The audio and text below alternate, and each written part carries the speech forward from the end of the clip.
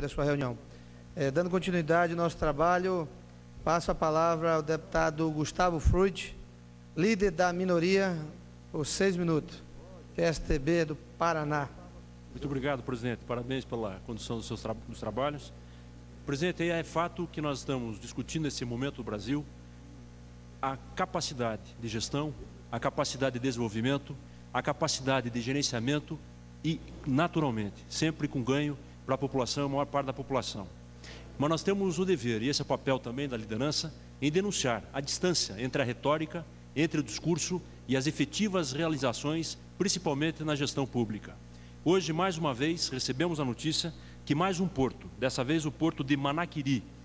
no estado do Amazonas, passa por um problema na sua obra, como ocorreu no porto de Humaitá, que quase 70% foi para debaixo da água, com recursos públicos, demonstrando falta de rigor, falta de planejamento e falta de qualidade técnica no projeto e na execução. Ou melhor, como disse o comando da Marinha, falta inclusive o projeto, falta inclusive o plano, falta inclusive a verificação de ações visando a segurança dos usuários desses investimentos. Então, para esclarecer, para separar o real do imaginário, para separar o discurso da prática, para separar a retórica a favor de vários projetos, principalmente anunciados no ano eleitoral, ao final de 8 anos de governo, mas que são insistentemente anunciados como obra da Casa Civil e da ex-ministra da Casa Civil, Dilma Rousseff, agora será candidata oficial do partido do governo. Nós estamos entrando hoje com 3 pedidos de informação para ter clareza com relação ao real rigor das realizações que estão sendo anunciadas de forma ostensiva nas últimas semanas. O primeiro pedido é dirigido ao ministro da Defesa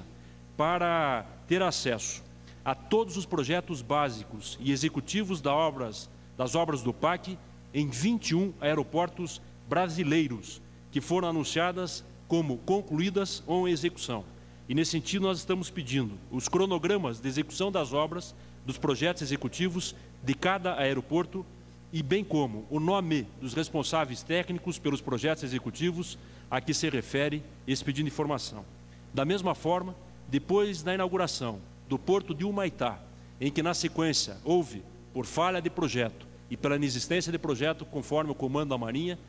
o desabamento de 70% das obras que foram para debaixo d'água, nós estamos entrando com pedido dirigido ao Ministério dos Transportes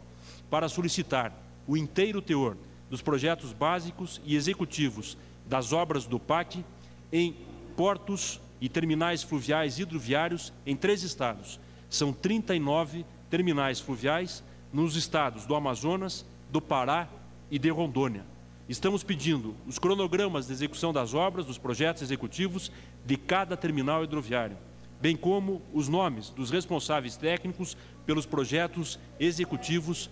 que já foram anunciados pelo governo.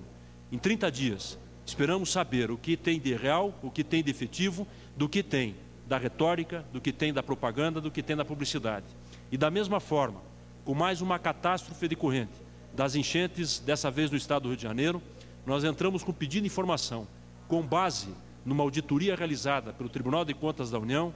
ao Ministério da Integração Nacional, para saber qual o critério do Ministério para liberação de recursos na área de defesa civil, para saber quais municípios e estados fizeram solicitação de investimentos da defesa civil nos últimos anos para o Ministério e qual a razão de alguns pedidos não terem sido atendidos pelo governo federal com relação à defesa civil, para que no segundo momento possamos mostrar não só a contradição na liberação desses recursos, a falta de rigor, critério técnico na liberação desses recursos, mas na continuidade, quais foram os investimentos de infraestrutura realizados pelo governo. Na questão emergencial, pós a catástrofe, no socorro às vítimas, mas a médio e longo prazo, nos investimentos de infraestrutura realizados. Com isso, queremos desmistificar esta ideia de que o PAC, só pelo fato de ser anunciado, será executado. Queremos mostrar de forma efetiva para a sociedade brasileira não ficar refém de expectativas, para a sociedade brasileira não ficar refém de ilusões, para a sociedade brasileira saber com clareza o que é o discurso do que será efetivamente realizado. Estamos no último ano do governo. 12% do PAC somente foi concluído, do PAC 1. E antes da conclusão do PAC 1, o governo já anuncia o PAC 2 com investimentos de médio e longo prazo, misturando recursos do orçamento, mas misturando recursos de financiamento de pessoas jurídicas, de pessoas privadas e também recursos de estatais que inevitavelmente serão aplicados, pois é por isso que existe o plano plurianual, é por isso que existe a lei orçamentária anual, é por isso que existe a lei de diretrizes orçamentárias. Esta é uma visão responsável e necessária da liderança em apontar essas contradições do governo e destacar que o PAC, para que seja efetivamente realizado, tem que ter competência e responsabilidade na gestão, ao contrário do que ocorreu no Porto de Humaitá e ao contrário do que ocorre hoje, segundo as informações que chegam, com problemas também no Porto de Manaquiri, no estado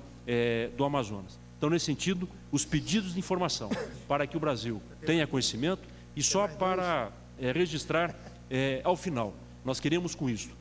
mostrar a competência de realização envolvendo o governo Serra e as ações durante 5 anos da ex-ministra-chefe da Casa Civil, que foi responsável, para concluir, obrigado, presidente, responsável pelo PLAC, mas para explicar por que ao anunciar o PAC 2, só 12% do PAC 1 foi realizado. Obrigado, presidente.